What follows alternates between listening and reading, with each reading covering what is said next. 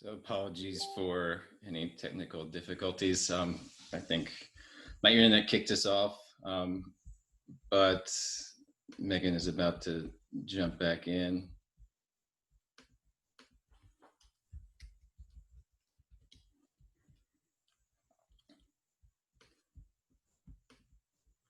So you get the exciting video of me playing around with all right.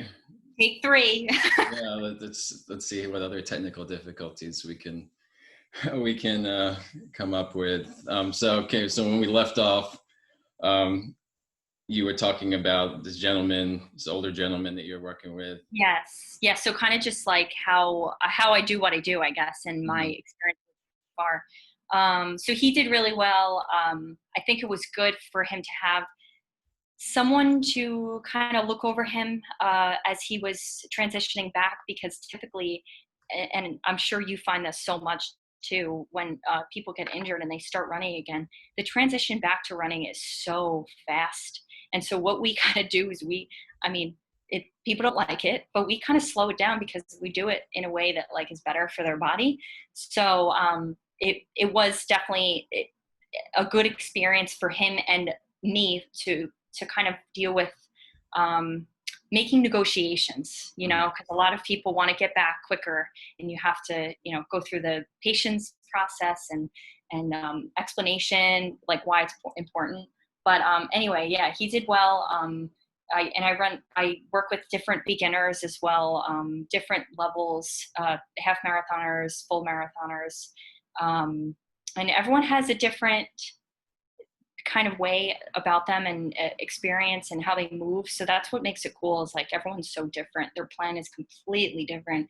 Some people I have a gut feeling I have to progress really slow, and some people I can be a little bit more aggressive, but it's also, you have to see how it goes.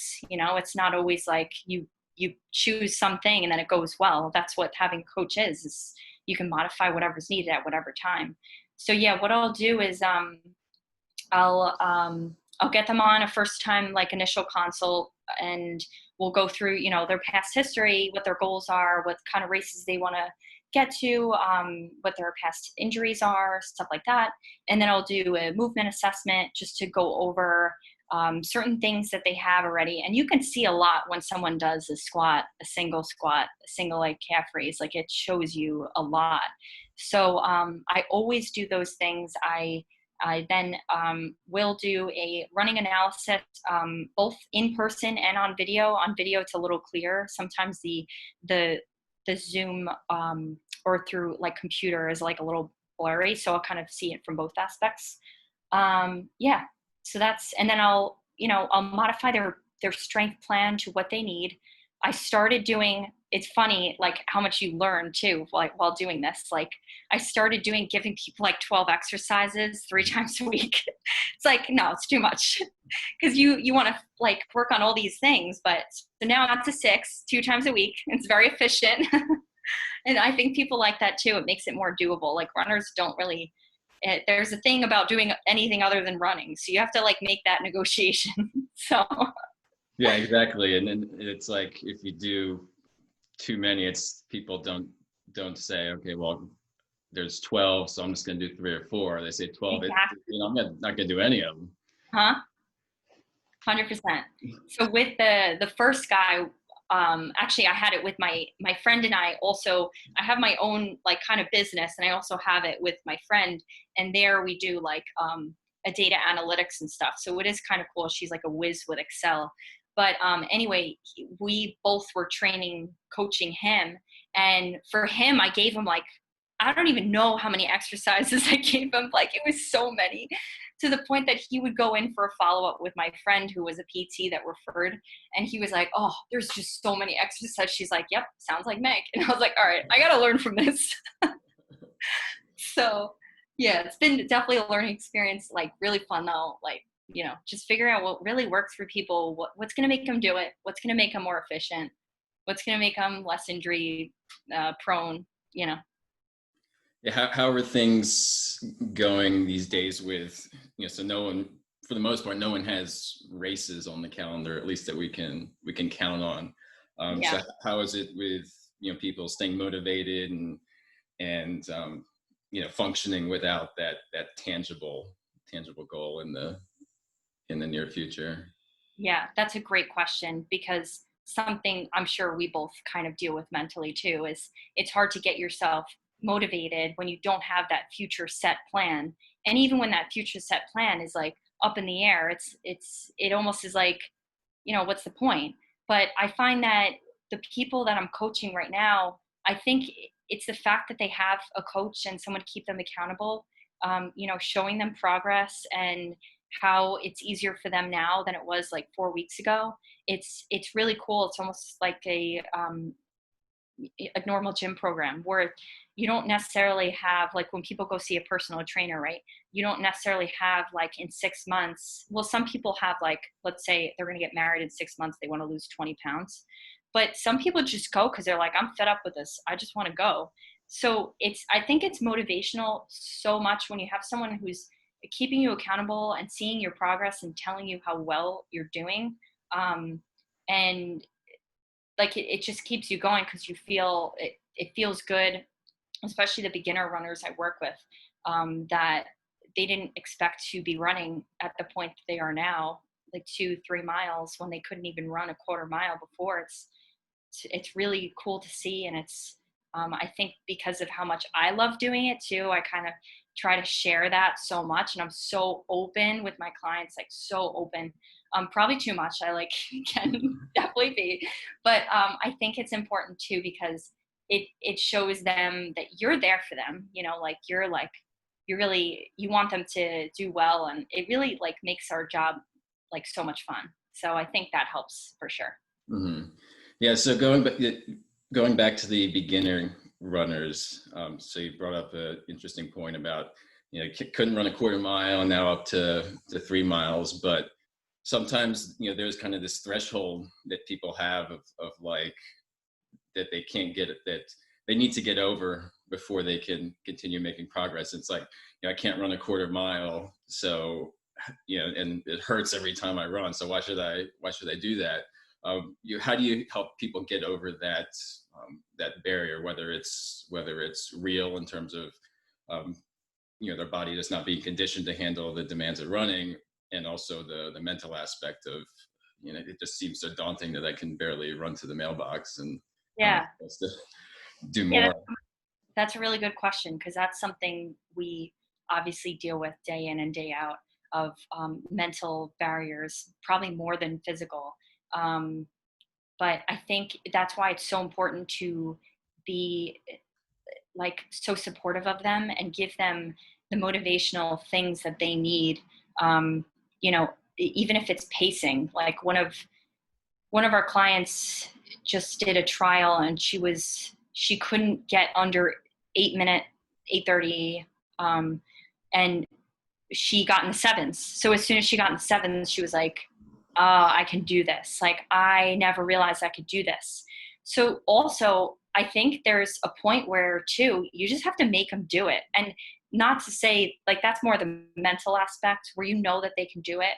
Like, it's really, you have to be supportive, but you also have to be direct and be like you can do this, don't hold yourself back.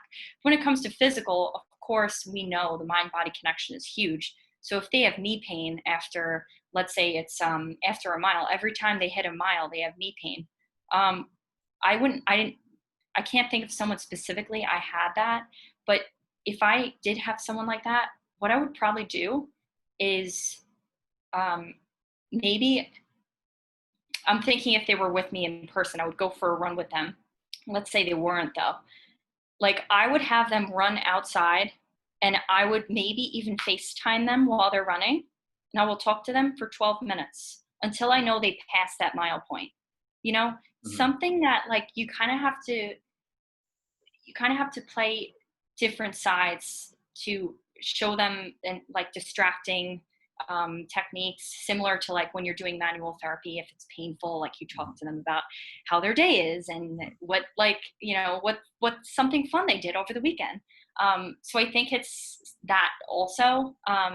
But of course, like physical barriers and stuff, always addressing what's the issue after that mile. What are they doing at that mile? Are they changing their mechanics 100%? Are they not breathing anymore? Like, are they, I don't know. So it really depends, I guess, on what it actually is. But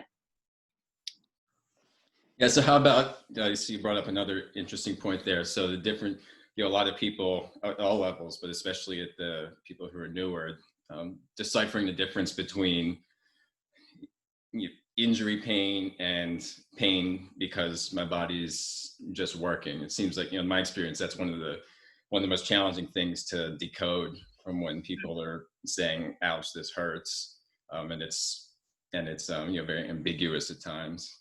mhm. Yeah, that is really difficult, I have to say. Um, I haven't had that too many with my runners though. I've had that more in the clinic treating more general population.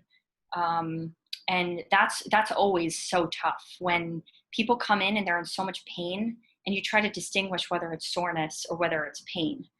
So when I have someone like that, I will go show them like I've worked in a bunch of different clinics, but some of them have that like a poster, let's say, on one of the eval walls with the skeleton, the muscles, and I'll literally go into depth of what this supports, what this does, how this helps that, and then I'll say, like, if you have, let's say, quad soreness after we did squats, rather than like, and then it turns into knee pain or something, I'll really try to hone in and distinguish. All right, where do you feel it? Like, let's try to localize that specific spot.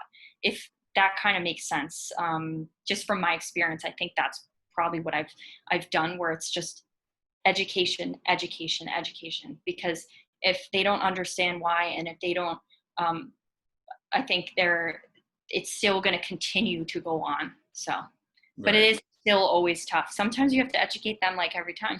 So, Yeah. Yeah. Absolutely. So changing gears slightly here. So we did have some questions that came in advance. So I'd mhm, like to get to some of those. So first one want to ask was, so a lot of women, and now we're transitioning to women's running here a little bit, sure. but a lot of women, for safety reasons, have to run on kind of busy urban streets, particularly with like brick and concrete, some of the hardest surfaces Mhm. that you can run on. So what do you have? What advice do you have for people who are, whatever the situation may be, might be stuck running in some of those hard surfaces, even if they'd like to get onto the trails or grass? Yeah. So I would probably dig into what time they're training, see if, like, let's say they're a mom and they have issues with, they can only train like either really early in the morning or late at night. Like I said, I'm so open. I'll just dig in and be like, do you have one of your parents that live by that can watch your kid for 20 minutes? And then that way they can go into a trail. Maybe there's portions of the trail that they can come off of or whatever. I do always recommend, like, if people are uncomfortable, bring pepper spray. Some people bring more intense things.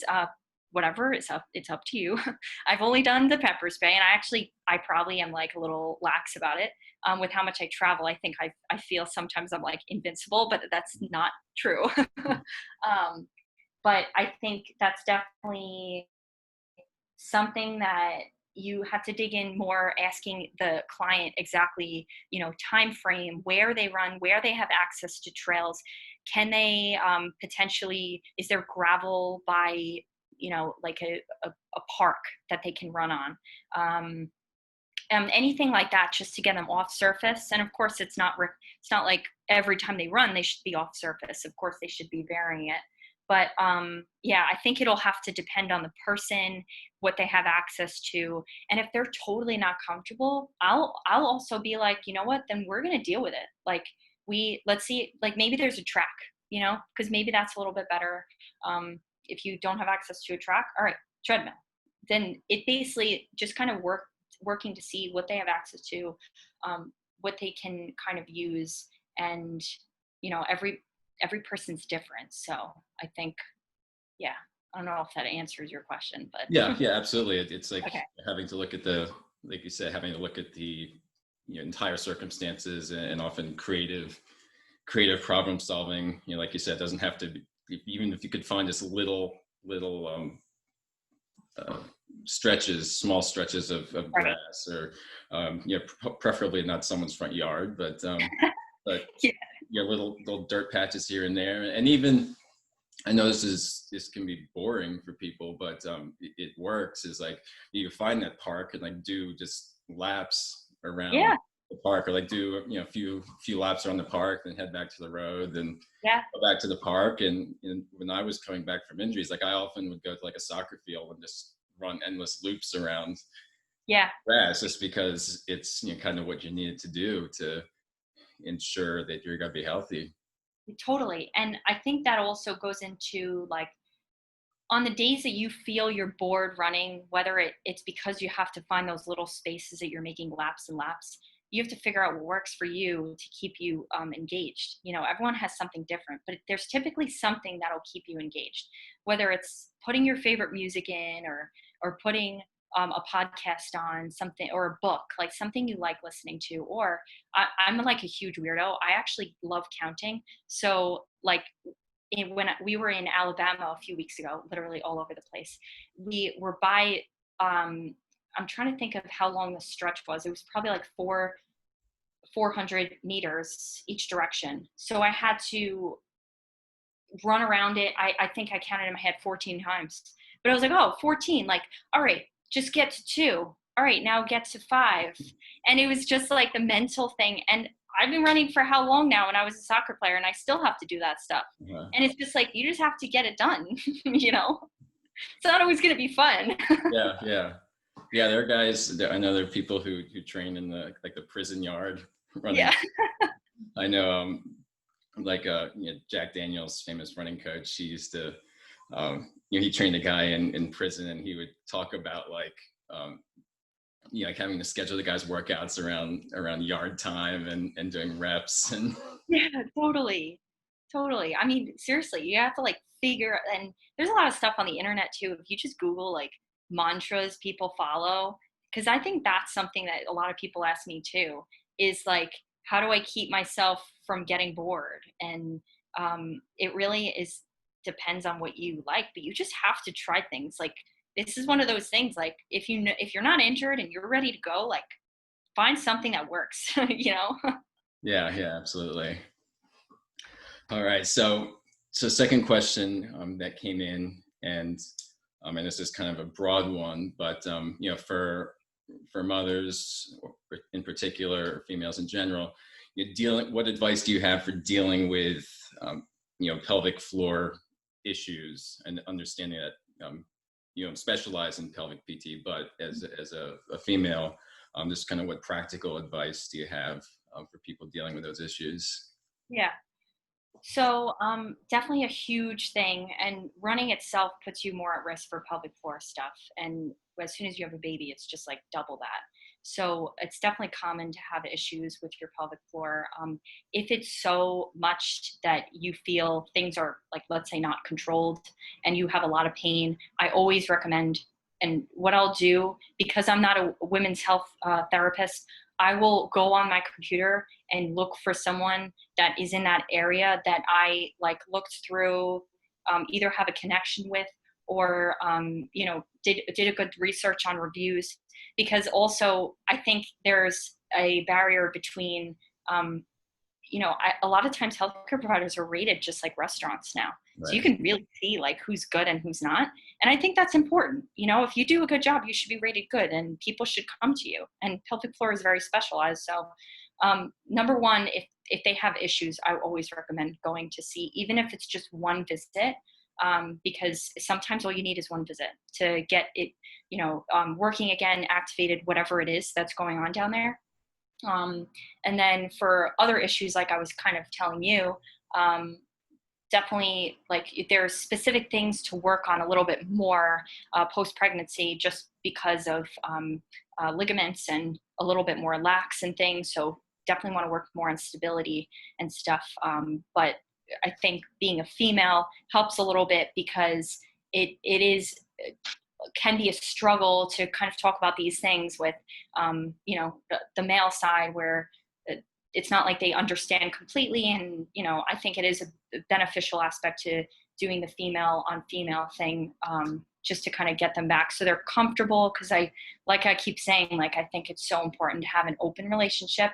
So as long as the patient is telling you, or client is telling you everything you need to know, that's what's going on, then then then you can figure out what the next step is to take. So Yeah, you bring up an interesting point with I think you mentioned shame.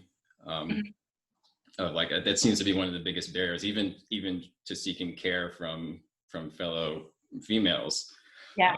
A lot of people don't think that like something's wrong with them. Mhm. It's like they're the outlier, and they're weak for not being able to get Yes. through it. Yeah, definitely. There's definitely something about that, and I think it can't be addressed if it's not put in the open. So I think that's why, again, it's so important to be open and be a good listener with people who are going through this, because sometimes, like you said, they don't even know that it's an issue. Like, it's kind of something sometimes it's joked about, but some of the issues that females have, it's something that they need to get addressed for them to have it fixed. Now you mentioned some of the changes that happen post pregnancy with some of the ligamentous changes. Could you expand on that a little bit, and how it Yeah, relates to the running side of things? yeah, sure. So as we all know, or you can kind of imagine, with running, it's a lot of force going through the pelvis. And with the pelvis, there's a lot of hormonal changes that specifically happen after pregnancy to allow the baby to come into the earth. So after that, it doesn't necessarily just pop back. Like, it's not like this thing just expands and then just poof, oh, it's all better. Um, if things are a little bit looser, ligaments, muscles, and also the pregnancy itself. It's 9 months. It's not all 9 months of carrying a heavy weight. Probably more so like the last 3 months, but 3 months of carrying a weight that's distributing your your spine in a different direction that you're used to. That can definitely have an impact on your posture when you're running, and also how your pelvis is actually moving when you're running. So there's only a certain amount of pelvic movement you actually want. Otherwise, that's going to shear a lot through the spine and elsewhere. It's going to go down to the knee and the ankle, knee, hip, ankle. So it's a lot of focus on stability and a body awareness of where your pelvis is going. And because a lot of times too, you could just work on stability on the ground and do some pelvic tilts and kegels and planks, stuff like that. But then once you start running, it's it's all over the place again. So it's really like a neuromuscular um, re-education of how the body's supposed to move again, and how you're supposed to control your pelvis, how you're supposed to keep it stable, stuff like that. So do you have any guidelines or advice for someone who is coming? So let's say some experience with running. They've had their pregnancy, and then now they're trying to get back into it. And let's say they were doing, say, 20 miles a week, and they feel like, oh gosh, I should be kind of back near where I was. It's like, where do you start? I mean, certainly it's not going to be at your max 20 miles a week, but where in that, is it some run walk? Is it doing, say, a mile at a time? Like, what are some guidelines for laying out a plan? Yeah, yeah, that's a good question. And I think another one that goes back to every client, every patient is different. So the first week to 4 weeks, I'm very, very conservative with how I approach this stuff. If they're used to doing 20 miles, I honestly put that aside and I don't even start them close to that, because I want to see how their body is accustomed to that new the new movement again without that extra weight. And even though it's not super extra weight, but it's still a distribution change, you know? So, sorry, someone keeps knocking at the door. Convenient timing.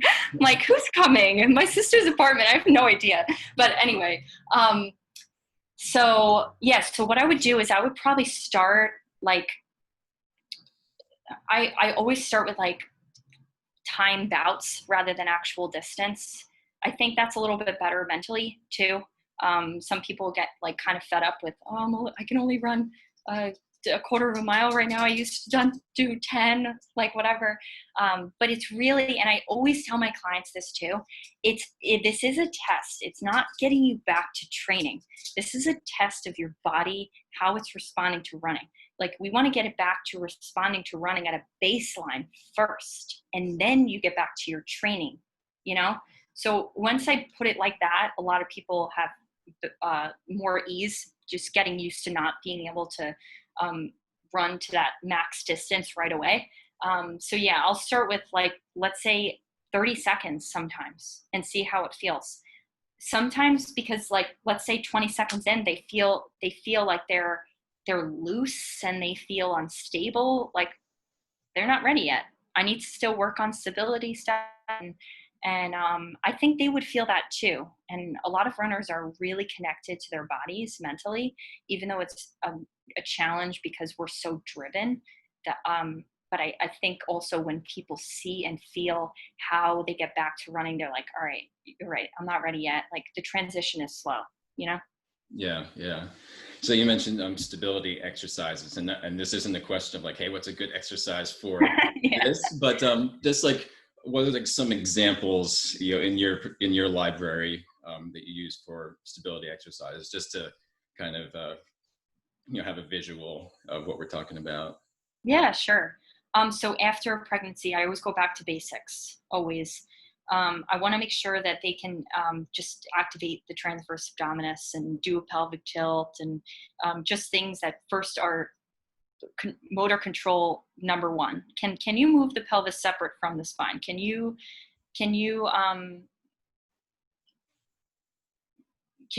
put this into activation by itself? You know what I mean? So I'll do that supine stuff, you know, laying on your back with your knees bent, just kind of drawing the abdominals in, seeing how that feels. And then progression from there would be like dead bugs or something. That's actually, personally, I think those are like higher advanced. So I'll do like a modified dead bug with just like the legs. But I think it's so important to make sure things are active first. And then I'll get into like a modified plank, you know, something maybe not necessarily on the ground on the knees, but like against a countertop standing, and just focusing on drawing the abdomen in, and then maybe doing like a knee up, an opposite knee up, where you're doing something similar to running too. Mm-hmm. So these core exercises, like a lot of them don't seem so substantial, but they're so important to bring that connection back. So that's something that I would probably work on. How do you, you know, with some of these exercises where they are, you know, they look simple, but there's a lot that goes into them. How do you, you know, convey some of these details to people when we're communicating remotely? Yeah. So that's always tough. I'm like, bring me here. I'll like have them bring their phone to, let's say it's in the kitchen where they're doing the modified plank. So I'm like, set it up so I can see you from your feet up to your head. So I'll have them set it up, and then I'll literally verbalize them like from probably proximal to more distal. So I'll say, you know, first place yourself against, standing against the countertop. You're bringing your feet back. You're going onto your toes just slightly. And now you're flattening your back. And initially, as you can imagine, there's probably some deviation in the spine in the first place, because you want to make sure that they're getting back to what's neutral positioning, especially the lumbar spine, because after pregnancy. So you try to see, like, imagine yourself tucking your butt under to, you know, flatten your back a little bit. All right, now hold it there. Now at the same time, you're going to draw your belly button in towards your spine. And sometimes I'll maybe not in that position, but possibly I'll have them just like take their hand and I'll put it like right beside their belly button so they can feel it themselves. Like, oh, okay, I know what you're trying to get me to do. And then I'll kind of take it step by step from there, you know? Yeah, yeah. So basically, it's a lot more involved than just saying, okay, I'm going to go do some planks, or even like, hey, I'm going to go, do do some sit crunches, and then oblique crunches, Yeah. and V ups, and just to get my abs on fire.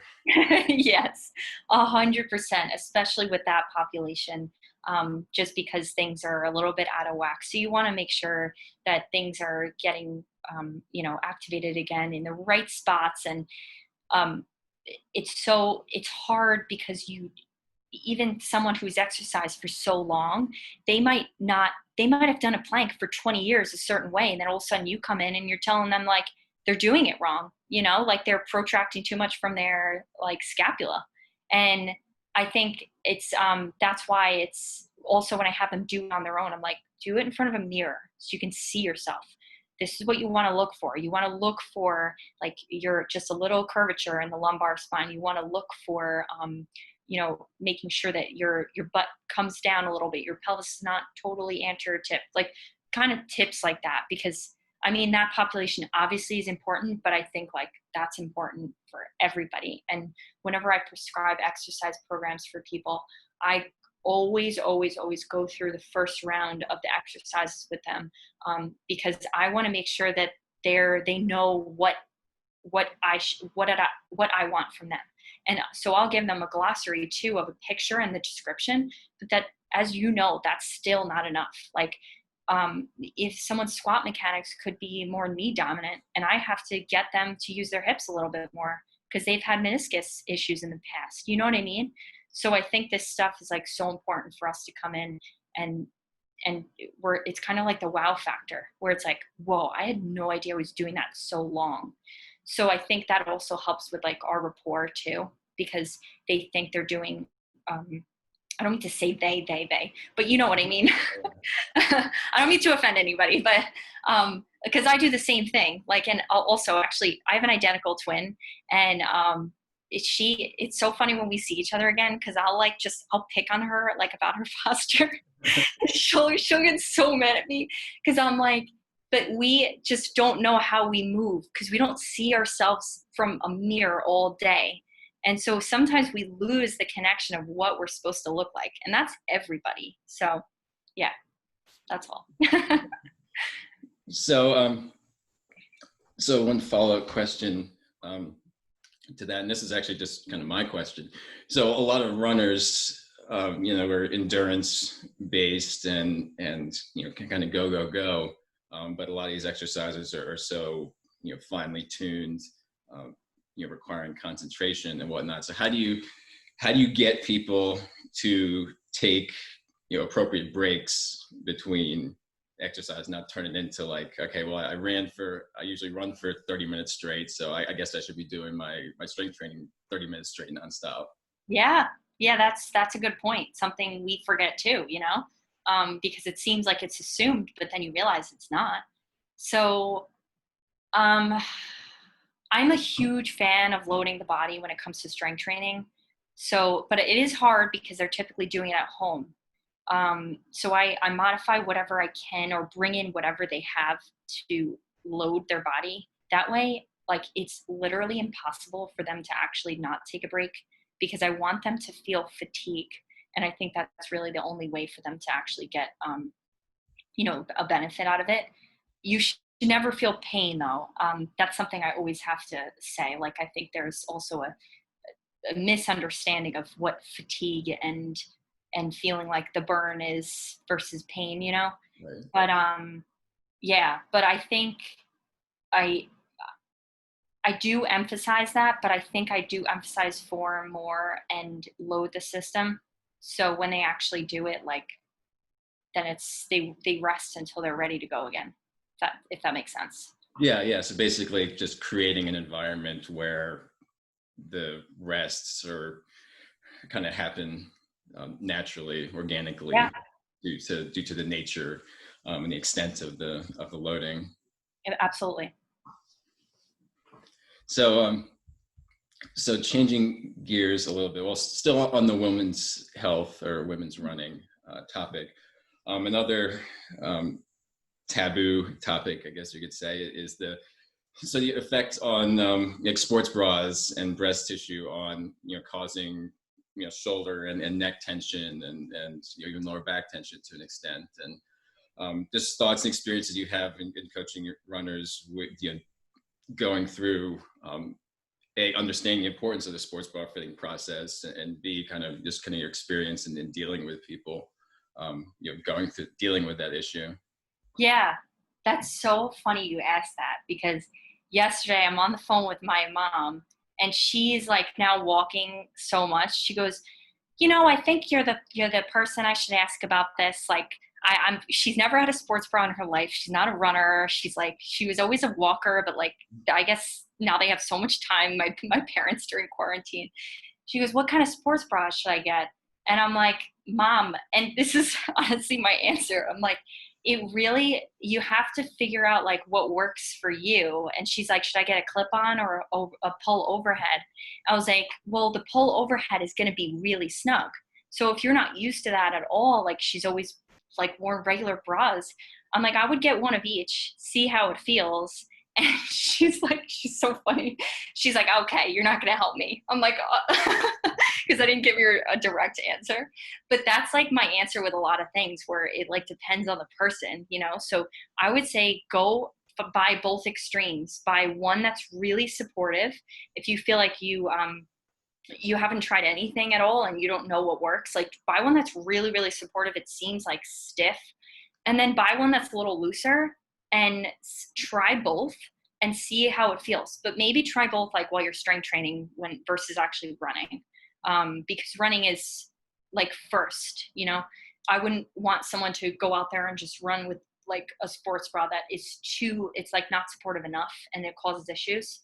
So like either do your strength training in it, see how it feels like that, or do a lighter jog, like just jog around the parking lot or wherever you are, it's really, and I do think not having enough support does fall into the category of what you were saying with neck pain, shoulder pain. But it's also like sneakers, where it's not, everyone has a different preference. So that's probably what I would say. I haven't had those specific questions yet, actually, though. Interesting. Yes. One of the reasons I thought of it was because there was actually a study that came out in, what was it, the Journal of Exercise and Sports Science Reviews, in their one of the recent issues. So actually, July 2020 issue, the biomechanics of breast support for active women, and it talked about just how the issue just isn't talked about Right. so Right. much, and even things like like one of the lines here was like, to improve poor bra fit, we must standardize commercial bra sizing internationally and base it on valid and reliable methods that account for the combined breast and torso characteristics of women across age, BMI, race, breast and torso size, and shape spectrum. So Yeah. Wow, that's interesting. I'll have to look for that article. yeah, and it was so on one of the strength and conditioning sites that I'm a member of. That's where I brought to my attention, and male coaches kind of talking like hey, this is important, and you might not be able to have that conversation, Yeah. at least comfortably, but just recognizing stuff like certain prone like any sort of prone exercise, and you realize that some individuals might not like it, and as a male coach, like, I had no big deal, whatever, but Yeah. there's some females that like might not like it for for obvious reasons or not so Yeah. obvious reasons. So yeah, so I think it's an issue that deserves some attention if we're talking health and performance. Yeah. I really like how, each year this new stuff like that comes out, things that weren't addressed before. And, honestly, I haven't even heard that yet. And so But I think that's really good that they're starting to, talk about that in literature and actually see, maybe what the force should be around the bra line, or what the force should be going up. Like, I'm not really sure how they're going to really specifically do that, but it is cool because I think so much of performance and sports things over the last 20 years, that's pretty much it, that there's so much research coming out on like things that we were never spoken about before, like mental health and uh, nutrition for like for all athletes, so that's really cool. I'll definitely have to look into that. Yeah. So speaking of like mental health and nutrition, that brings up the issue of like recovery. So Mhm. what are your thoughts on like, I know recovery is kind of this hot topic these days, and sleep Totally. and everything. So how do you communicate with runners, kind of A, just the importance, um, and B, just kind of what methods, if any, so how do you work through all of that? Yeah. So I think it is cool because first of all, a lot of the runners I work with and create plans for, they don't realize at all the specific days that they're supposed to go easy. Like there was never those easy days. But if there's never easy days, then there was never a day that they could actually max out or go hard with. So that's been cool to kind of see how it's hard for runners to go slow. Like when you're used to running, like let's say in a 7 pace, and I tell you to do a 9, it's like I'll be like, no, look at your watch, like because that has an impact on how you're going to do on that next interval day, let's say. So that's one where the plan definitely has to structure scheduled recovery time.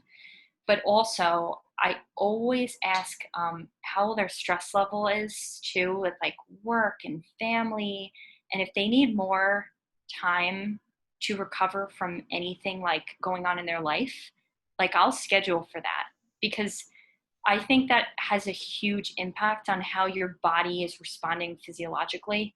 And you could easily overload the system if it's just too high up, sympathetic, stressed. So I ask that question too, stress level. Not like I go over this every week, but sometimes if they're showing signs of overload and overtraining or something, I'll ask them that. I'll say, how's your stress level been? How much water have you been drinking? How have you been eating? Because all those things matter too. Um, and then for also specific recovery times, I always recommend that people do some sort of mindfulness throughout the day. And it doesn't even have to be long, but it's just enough that it's at least telling the body, all right, this is parasympathetic. This is where you could be sometimes. We don't have to be all uppity all the freaking time, besides when we're sleeping. So whether that means meditating, just like going by the water and watching the water for 5 minutes, doing yoga. I think yoga really helps too with that stuff. That's what I do think yoga has beneficial aspects, more than just the mobility, flexibility stuff, because you are stuck in one position and you're forced to think about it. So, I mean, and I say it like I freaking hate yoga, but I know it's good. Like it is beneficial. Um, so when it's the recovery time for anybody, mindfulness time is different for everybody. But I always recommend that someone find something that works for them, you know? Yeah, absolutely. And it's everyone's a little different because, I found that some people, if they're having stress in their lives, sometimes, they need to back off the harder Right. workouts. But there's other people where it's like they have the stress going on in their lives. It's like that the program, their training is kind of the constant, Yeah. and they need to still be getting after it, to really feel like, okay, I've got this. Some other stuff might be problematic over here, but my running is still clicking along, and I'm succeeding there, and that's a very positive thing in my life. Yeah, that's a really good point, because a lot of people use running as their outlet. So if they can't, like, if that's the way they de stress. So it, again, depends on I use an effort scale a lot with my clients. So sometimes, let's say a day that they have planned like a 6 out of 10 effort run, and they tell me it was like an 8 or 9, and I see the pace was like the same, or the pace, I'm sorry, is slower than I planned for them. Then I'll be like, and then I dug into that their stress level was high. Like I won't get on them for that, I'll be like, that's okay, because um, things happen. Life still happens while you're running. But then some people, that that running, like they need it. So it's not like I'll like, as soon as they have stress, it's like back off. I think it depends on how the person reacts and stuff. So that's a good point. Yeah, with bringing up the the effort scale, yeah, it raises an interesting point too. Of everyone's so tied to whether it's their phone or watch or Right. whatever. So how do you help newer runners, especially, connect to that effort side of things, and not get so immersed, and not get so tunnel vision on the electronics. Yeah. I think electronics are great. I think a lot of things are measuring um, different things we didn't have 10 years ago. And it really shows how you're doing physiologically, especially resting heart rate. But like you said, yeah, it's almost like you lose the concept of what your body's supposed to feel like. So I just started doing that way more like over the last month and a half, probably, because especially on recovery runs, I'm like, make this 5 out of 10, like, and then what I'll do is I'll actually give them a scale of the specific numbers out of 10, just because 10 is kind of easier to follow versus like the classic 20, 6 out of 20. But yeah, I'll give them a scale that actually has a description of where they should be at. And it's kind of layman's terms, like you should be comfortable breathing, be able to speak a full sentence, something like that. You should be able to say 3 words, but you can't speak a full sentence. Because sometimes also I think the determining, telling the client how to measure that is also like key, but always a struggle too, because people are so wrapped in their paces and stuff. But it's been working pretty well for me. I'm not gonna lie. I'll have the client like um, put the number in right after, and they have no problem doing it. So, and actually it is cool to see the effort level, because as soon as you see that in determination with the temperature and the humidity, and like, I mean, elevation too, we track like all this stuff. It's like, oh, and they see it too, so then they don't have to beat themselves up because they weren't hitting the pace because it was like 99% humidity. You know what I mean? So, yeah. Yeah, and people forget so much too that even that pace isn't uh, the only measurement of improvement. Like even if you're doing the same pace at a easier effort, that's improvement too. It doesn't have to Right. be, Right. because Yeah, sometimes exactly. and sometimes going faster, it might not necessarily be a sign of improvement. It might just be like, hey, on that particular day you were just feeling extra tough, and were pushing through the pain a little more, but your body wasn't any fitter than it Yeah. was Yeah. the workout. That's exactly how I measure improvement, is the same speed or same, like, same speed distance with a less effort. I'm like, there we go. Cause that's like, cause there's so many other variables, like I was talking about with like weather and stuff. But yeah, you brought up a really good point there. So one thing I want to go back to, and I know we're running out of time, um, but you mentioned yoga, and yoga has incredible benefits, especially for the mind body connection. Mhm. Um, One issue that comes up a lot is people wonder is like, is yoga, does it, if I go to yoga class, or maybe not class now with a lot of gyms being closed, but if Yeah. I do yoga, have I checked that box for strength training because I'm sore afterward? It's like, it feels like I'm using my strength to hold some Yeah. of these poses.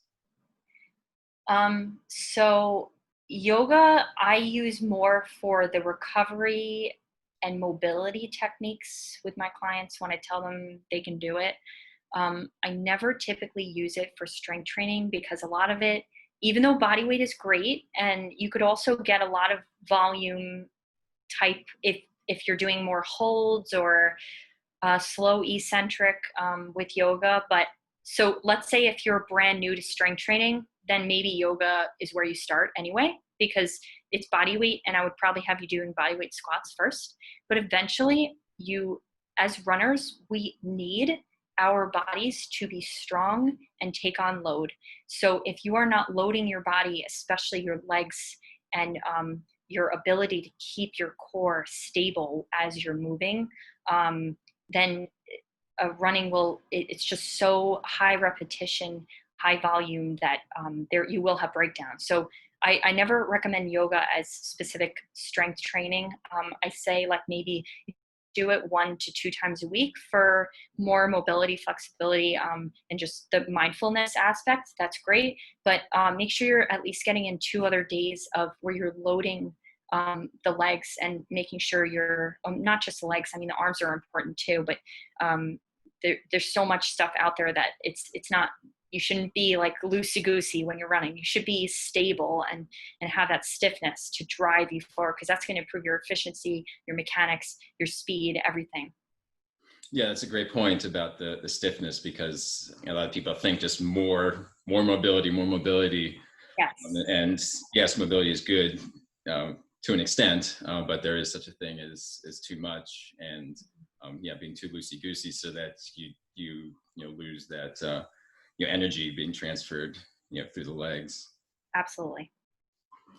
All right. So have anything else that we didn't cover that you would like to address before we let you go? Got one more question though. Yeah, you can ask I can't think of anything on my end. So you can, if someone asked a question. No, this is just kind of a fun question to close out. So let's say you have you're running on a 4 by a mile team, and you could be for speed, it could be forever. Who are you picking? Who are your other 3 runners on your team? 4 by mile? 4 by 1 mile. Oh, so it's like a relay? A relay, yeah. Oh my gosh, that's a hard question. Wait, can I pick anybody, or do I have to know this person? No, it can be anyone, past, present, future. Oh my gosh. What? Come on, you asked me this question. You know how competitive I am. Yeah, so it could be you can be in it just for the enjoyment, or you could be trying to set a world record. So All right, let's see. I'll pick my twin sister and my friend who I run with. Yeah, because I think I'm just gonna go with my friends, because we'll probably just have fun doing it together, and we'll probably drop the baton or whatever and laugh about it. So I'm gonna go with the fun part, not like the competitive stuff. yeah, and then you're gonna put yourself where you're gonna put yourself in the lineup. You're gonna anchor it. Probably last. Okay. I'll finish it. Yeah. But 1 mile, that's always a tough, like, that's tough distance in itself, going max out, so. All right, great answer. So Dr. Meghan, thank you for joining us. I know I had some positive comments that have come in during the talk, and Cool. Best of luck to you with Thanks for having me. all your travels, and we'll hope to have you again sometime.